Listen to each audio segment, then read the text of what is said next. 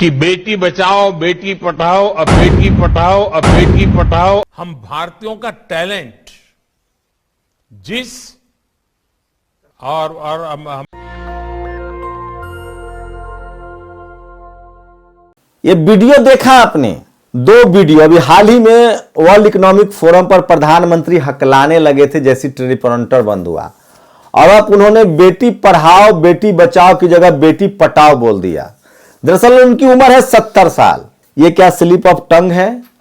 और क्या एक ऐसा प्रधानमंत्री जिसने आडवाणी, जोशी और यशवंत सिन्हा जैसे नेताओं को, सोचिए जसवंत सिंह जो बेचारे कोमा में चले गए थे, उम्र के आधार पर जिस तरह से निकाल दिया गया पार्टी से, जिन लोगों ने पार्टी बनाई थी, वो शख्स खुद 71 साल का है, उसकी जवान लड़खड़ा रही है, लेकिन इस देश की मीडिया उस पर सवाल नहीं पूछेगी। क्या कहा था वाजपेयी जी को हटाने, क्या कहा था आडवाणी जी को साइड करने से पहले, जोशी को साइड करने से पहले कि इनकी उम्र हो गई है, ये मार्गदर्शक मंडल में जाएंगे।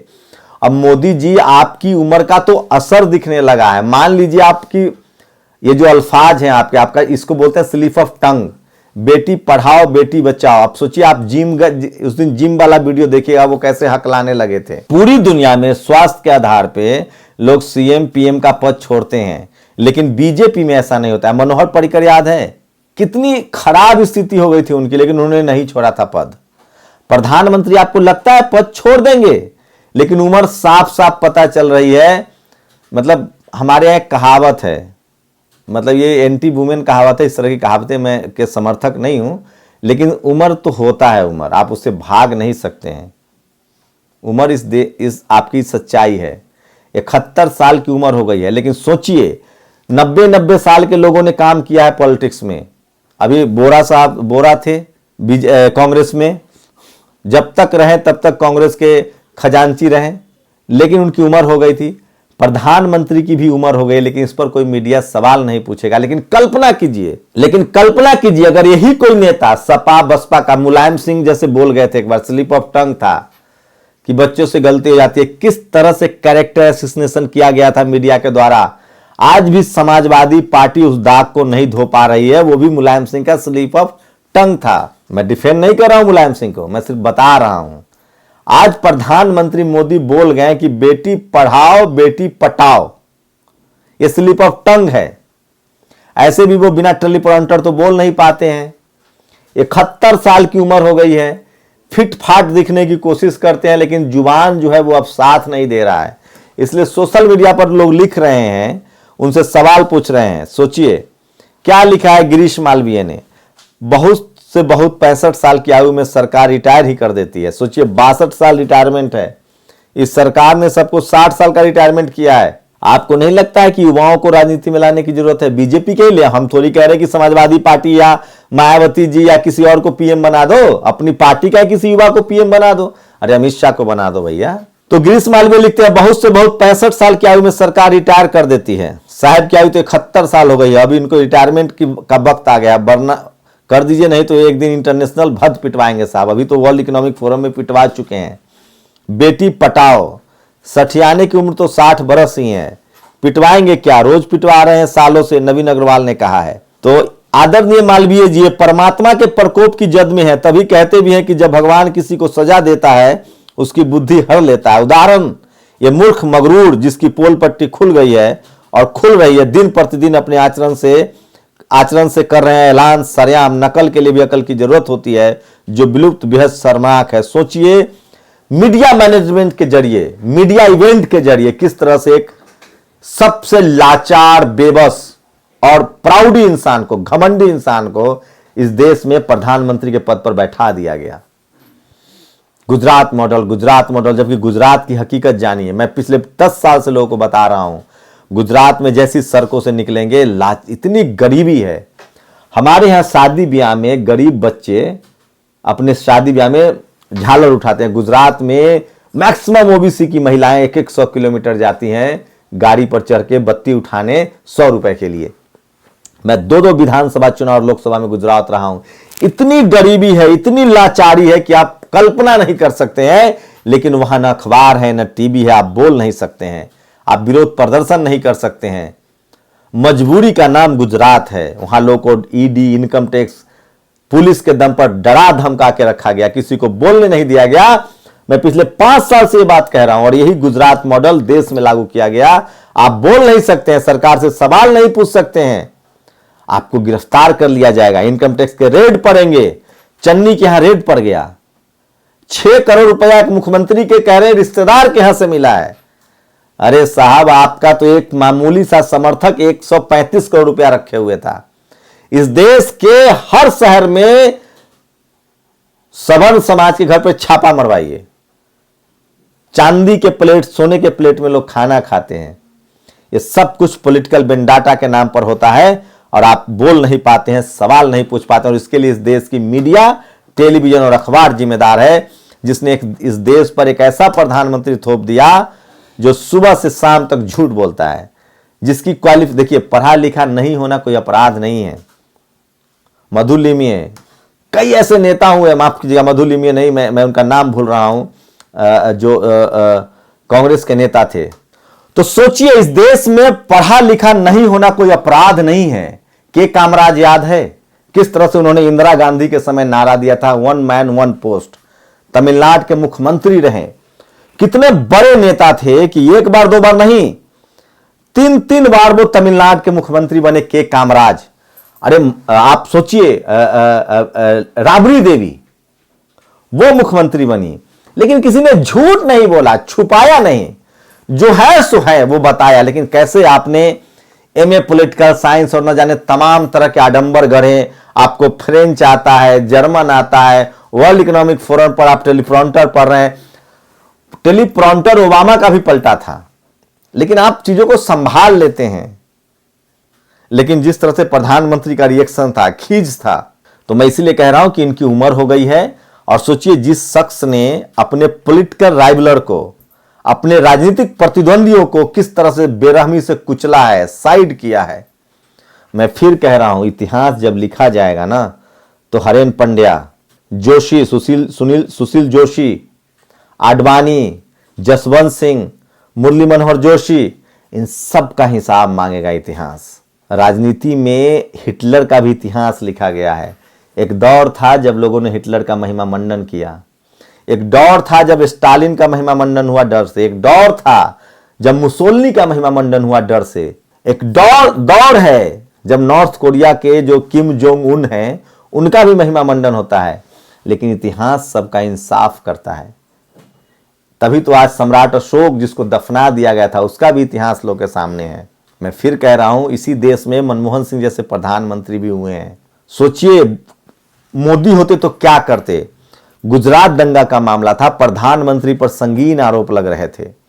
केंद्र में कांग्रेस की सरकार थी, मनमोहन सिंह प्रधानमंत्री थे। वो चाहते तो टांग देते इनको। लेकिन अब वो किताब सामने आई है कि प्रधानमंत्री मनमोहन सिंह और शरद पवार ने कहा था कि मोदी जी चुने हुए रिप्रेजेंटेटिव है, हमें एक मुख्यमंत्री के तौर पर ही उनके साथ व्यवहार करना चाहिए। लेकिन आप क्या कर रहे हैं, फेसबुक पर लिख दिया तो जेल, पत्रकार ने दाल में नमक की खबर दिखा दी तो जेल, आपसे कोई बात करने लगा तो इनकम टैक्स का नोटिस। 600 लोगों के यहां नोटिस रेड पड़ चुका है। पॉलिटिकल राइवलरी, पॉलिटिकल वेंडेटा, राजनीतिक प्रतिशोध, राजनीतिक प्रतिद्वंदिता की वजह से।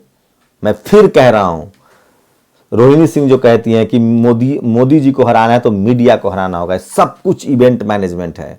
टीवी और अखबार ने इनको 56 इंच का सीना शेर करके आपके माथे पर थोप दिया, गुजरात मॉडल करके थोप दिया। किसी ने नहीं पूछा कि गुजरात में न्यूट्रिशन रेट क्या है, महिलाओं का एजुकेशन रेट, शिक्षा दर क्या है, हेल्थ में क्या स्थिति है गुजरात की, प्रति व्यक्ति आय में क्या हालत है गुजरात की। आपने 5 लोगों को, अडानी अंबानी को गुजरात पूरा देश मान लिया। ठीक वैसे ही जैसे इस देश के मनुवादी लोग मायावती जी एग्जाम्पल देके, रामविलास पासवान का एग्जाम्पल देके सारे शेड्यूल कास्ट के लोगों को अरबपति घोषित कर देते हैं। तो क्या 5 गुजरातियों से, अंबानी अडानी जैसे लोगों से हम घोषित कर दें कि देश का हर आदमी अमीर है। प्रधानमंत्री मोदी की कलाई खुल रही है, उम्र भी हो गई है, इकोनॉमी बर्बाद हो गया, कोरोना से निपटने का उनका तरीका बर्बाद हो गया, लोग मर गए। सबसे ज्यादा कोरोना से भारत में लोग मरे हैं। इकॉनमी बर्बाद है, देश की सीमा सुरक्षित नहीं है, चाइना का घुसपैठ है। कल उनके सांसद ने ट्वीट किया है कि एक शख्स युवा का अपहरण हो गया है अरुणाचल से। कहां तक छुपाएंगे आप? मैं फिर कह रहा हूं, प्रधानमंत्री मोदी सिर्फ और सिर्फ मीडिया मैनेजमेंट के दम पे चल रहे हैं। उन्होंने इसीलिए प्रधानमंत्री के इलेक्शन लड़ने से पहले सारे चैनल्स अनिल अंबानी ने खरीद लिए थे। उस अनिल अंबानी के एक चैनल की करतूत बता रहा हूं जो आज सोशल मीडिया पर वायरल है। मैं इसीलिए कह रहा हूं, मैं किसी पार्टी का नहीं हूं, मेरा काम है आपको सिर्फ और सिर्फ सच बताना, आंखों से पर्दा हटाना। पत्रकार का काम होता है जो सच है, जिसको छुपाने की कोशिश की जा रही वो बताना। राजेंद्र प्रसाद सिंह लिखते हैं कि जो मीडिया आपको दिखा रही है दरअसल वो खबर नहीं, प्रचार है। मैं दिखा रहा हूं खबर क्या है, किस तरह का मीडिया मैनेजमेंट करके इस देश की जनता को गुमराह किया जा रहा है। और सोचिए, मुसलमान टाइट करने के नाम पर, आरक्षण खत्म करने के नाम पर निजीकरण, बेचा जा रहा है देश को। सैलरी नहीं मिल रही है लोगों को, लेकिन करबों अरबों खरबों का एडवर्टीजमेंट सबसे ज्यादा मालामाल आज टीवी अखबार वाला हो रहा है। ये देखिए, ये है अनिल अंबानी का चैनल और ये है आकाश चोपड़ा। हिंदुओं के खिलाफ महागठबंधन, हिंदू भगाओ, हिंदू डराएंगे, हिंदुत्व पर चोट। ये शख्स ये यति नरसिंहानंद से भी ज्यादा खतरनाक है और ये सब कुछ पॉलिटिकल फायदे के लिए किया जा रहा है। मैं इसीलिए कह रहा हूं, अगर टीवी अखबार में डाइवर्सिटी होता है, SC ST OBC माइनॉरिटी के लोग होते तो इस तरह की कोई हिमाकत नहीं करता। लेकिन टीवी में कुछ अशरफ मुसलमान हैं, लेकिन पता नहीं वो क्यों नहीं बोलते हैं। कब तक वो चुप रहेंगे? उनको बोलना चाहिए, नहीं तो उनको यति नरसिंहानंद टाइप विभत्स चैनल और घिनौने एंकरों का बहिष्कार कीजिए। मेकअप की आड़ में छिपे सब कलुषित चेहरे हैं। विनोद कापरी ऐसे एंकर देश के लिए बेहद खतरनाक है। यति नरसिंहानंद और इनमें कोई फर्क नहीं। हर रोज यति जैसे तरह मुसलमान, सोचिए बुल्ली ऐप कैसे बना, कैसे नफरत फैलाया जा रहा है, ये अजीत अंजुम कह रहे हैं। और सोचिए आप, ये देखिए, ऐसे एंकर देश के लिए बेहद खतरनाक है। यति नरसिंहानंद, इनमें कोई फर्क नहीं है। तो ये इस तरह से मीडिया मैनेजमेंट के दम पर सरकार चल रही है। आपको समझना है तो समझिए, नहीं समझना है तो नहीं समझिए। सोचिए, बेरोजगारी पर बहस नहीं होगी। रेल दुर्घटना हो गई, रेल मंत्री का इस्तीफा होता था, किसी मीडिया ने सवाल नहीं पूछा, आपको पता नहीं चला। बनारस में ब्रिज गिर गया, लोग दब के मर गए, मीडिया ने आपको बताया नहीं। नोटबंदी में हजारों लोग, लाखों, खुद प्रधानमंत्री कह रहे 3 करोड़ कंपनियों पर, 3 लाख कंपनियों पर ताला लग गया, किसी ने बताया नहीं। बेरोजगारी सबसे चरम पर है, युवाओं पर FIR हो रहा है, कोई मीडिया पर बहस नहीं कर रहा है। अगर कोई SC ST OBC माइनॉरिटी का सपा बसपा RJD की सरकार होती तो सरकार गिर जाती। आप कल्पना कर सकते हैं टीवी अखबार क्या कर रहा है? दिन भर हिंदू मुस्लिम, हिंदू मुस्लिम, हिंदू मुस्लिम। न रोजगार खबर है, न हेल्थ। सोचिए 50 लाख लोगों की मौत हुई है, न्यूयॉर्क टाइम्स की रिपोर्ट है। भारत में कोरोना से, कोरोना 2 में कोई सवाल नहीं पूछ रहा है। सब मास्टर स्ट्रोक, नोटबंदी master stroke, corona master stroke. सोचिए, मुंबई हमला हुआ था, टेरर अटैक था, गृह मंत्री को इस्तीफा देना पड़ा था, 3 कपड़ा बदल लिए थे। पुलवामा कांड हो गया, किसी ने सवाल पूछा तो मीडिया की प्रधानमंत्री का कोई अगर बचा रहा है तो वो मीडिया बचा रहा है। इस देश की बदहाली, डेमोक्रेसी खत्म होने के लिए कोई जिम्मेदार है तो वो सिर्फ और सिर्फ मीडिया जिम्मेदार है। मैं इसलिए कह रहा हूं कि मैं मीडिया का छात्र रहा हूं, मैं मीडिया प्रोफेशनल्स रहा हूं, मैंने टेलीविजन चैनल में काम किया है, देखा है। मैं खबर देख के बता सकता हूं कि कौन सा खबर सरकार का प्रचार कर रहा है, कौन सी खबर सरकार की इमेज चमकाने वाले, और इसकी वजह है जाति। इस देश में टेलीविजन और अखबार में जाति विशेष और धर्म विशेष के लोग काम करते हैं और उनकी वैचारिक सहमति है इस सरकार के साथ। अरे वसुंधरा राजे का तो वीडियो वायरल हो रहा है जिसमें वो कह रहे हैं कि रोजी रोजगार, सड़क, इस सब से ध्यान हटाना है तो हिंदू मुस्लिम कर दो। सोचिए देश को किस हालत में ले जाएगा। और जो शख्स 70 साल की उम्र के बाद मार्गदर्शक मंडल में डाल दिया, वो उस पर वो नियम लागू नहीं होता है। मैं फिर कह रहा हूं, सबसे अनडेमोक्रेटिक कोई पार्टी है तो वो बीजेपी में है, बीजेपी है, जहां कोई डर से सवाल नहीं पूछता है। कितने डरपोक लोग हैं वहां, कितने चाटुकार। सोचिए, किसी पार्टी में रविशंकर प्रसाद, जावड़ेकर जैसे लोग की छुट्टी हो जाती, वो चुप बैठते, तुरंत पार्टी बदल लेते, बगावत हो जाती। जिस पार्टी में सबसे ज्यादा तोड़फोड़ हो, जिस पार्टी के नेता सबसे ज्यादा पार्टी बदले, वो सबसे ज्यादा डेमोक्रेटिक पार्टी है। बीजेपी में अमित शाह, वो तो सतपाल मलिक ने कहा, बीजेपी 1 मैन आर्मी है, डेमोक्रेटिक नहीं है। और वहां प्रधानमंत्री के इशारे पर सब कुछ होता है। कुछ लोग थे वो अब नहीं रहे। सुषमा स्वराज थी, अरुण जेटली थे, मनोहर पर्रिकर थे, अनंत कुमार थे, गोपीनाथ मुंडे थे, अब ये नहीं रहे सबके सब। मैं फिर कह रहा हूं कि प्रधानमंत्री जी की उम्र हो गई है और उसका नतीजा, उसका सब कुछ साफ साफ दिख रहा है। वो वर्ल्ड इकोनॉमिक फोरम पर वो आपको सुन रहा है, या तो बोलते आपको सुनाई पड़ रहा है, आप सुन पा रहे हैं, आप सुन रहा हो बेटी बचाओ, मतलब सब कुछ तय है कि प्रधानमंत्री बिल्कुल अब स्वस्थ नहीं है। वो उनको, मुझे लगता है कि जो उम्र के हिसाब से जो प्रॉब्लम्स होती है वो हो रहा है और इसलिए इतना स्लिप ऑफ टंग हो रहा है। लेकिन कोई मीडिया इस पर बहस नहीं करेगा, वो अभी भी हिंदू मुसलमान पर बना रहेगा। इसलिए मैं कहता हूं कि मोदी है तो मीडिया है, तब तक मोदी है। आप लोग की क्या प्रतिक्रिया, अपनी प्रतिक्रिया जरूर दीजिए। शुक्रिया। नेशनल दस्तक की आपसे गुजारिश है कि अगर इसको बचाना चाहते हैं तो नेशनल दस्तक को सब्सक्राइब करने के लिए रेड कलर के सब्सक्राइब बटन को दबाएं, फिर बेल आइकन की घंटी दबाएं। नेशनल दस्तक को बचाने के लिए बहुत जरूरी है कि हर खबर को शेयर करें, लाइक करें, कमेंट जरूर करें।